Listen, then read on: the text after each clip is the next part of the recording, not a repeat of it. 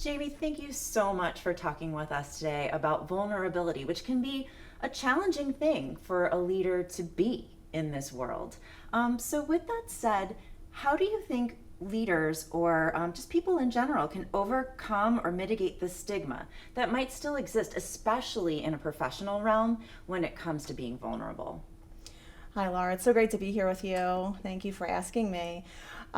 You're right, there is a stigma, but I think that the stigma around vulnerability, it goes back a step even more than that of the vulnerability of emotions in the workplace, right? Mm-hmm. So you leave your home at home, your work at work, and you check your emotions at the door. That's Okay. kind of the idea, right, Yeah. of what happens. But unfortunately, we're humans having a human experience, and we bring that humanness with us to the workplace. Right. So what often happens is that we don't necessarily understand the range or the realm of emotions that we might be experiencing. Mm-hmm. You know, you get stuck in traffic Mm-hmm. on your way to work. And of Mm-hmm. course, it's on a day when you're late, Right. right? It always happens. So then you come in, and how are you feeling? Anxious, worked up, Frustrated. frustrated, right? Mhm. All those things. Right.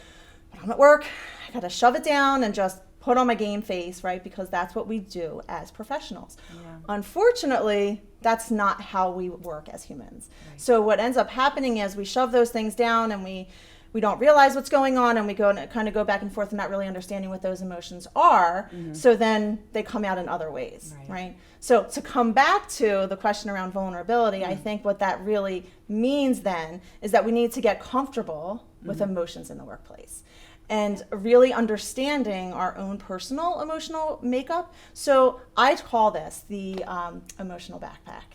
So I do kind of a visual, Okay. and when I'm having, with my students or with clients or whatever, I say, just imagine you have your backpack. Take yourself back to high school and think about the things that were in the backpack, right? The big things, the notebook, the textbooks, all the things that you're dealing with right now.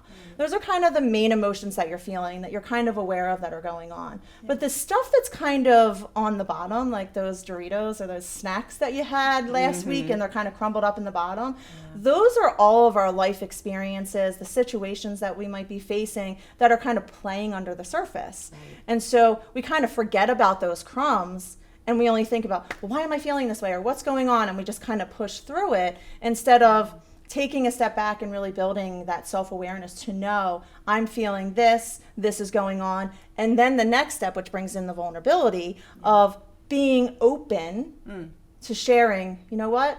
I'm having a bad day because blah, blah, blah, blah, blah, and sharing that. Right. Or I'm upset because I didn't do so great on this, or Right. something like that. So it's that couple of step process of building our emotional intelligence to really understand our emotions, the emotions of others, and then how we can kind of merge those together to really build better relationships. And when we get to that point, that's when we can really be authentic and vulnerable with one another. Well, and just remembering that it's a strength and it's not a weakness, and hopefully we can help others to feel comfortable in their vulnerability as well. Absolutely. Awesome. So with that said, though, it's not like you look at an organization on a website, or even necessarily is it something that someone could tell right off the bat that as a company, we're a safe space and you can be vulnerable. So with that said, what do you think might be some of the research a person can do, or interview questions they might want to ask to find out if they're going to be going into a culture that provides that safe opportunity for vulnerability? Yeah, that's a hard thing. Yeah. Right? Because we can go to a website and we can say, oh, they have all these great values that seem to line up to mine. And then we get in there and the experience is completely different than what we saw on the website or the conversations that we had.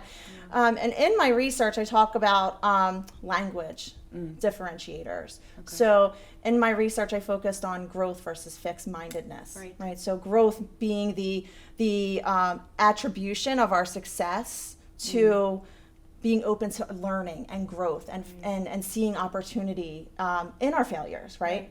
I had a research participant who used the term fail forward, and I thought that was beautiful because she really talked about how we can fail forward, meaning that we fail in the moment, but then that propels us into the future to learn more and to do better next time.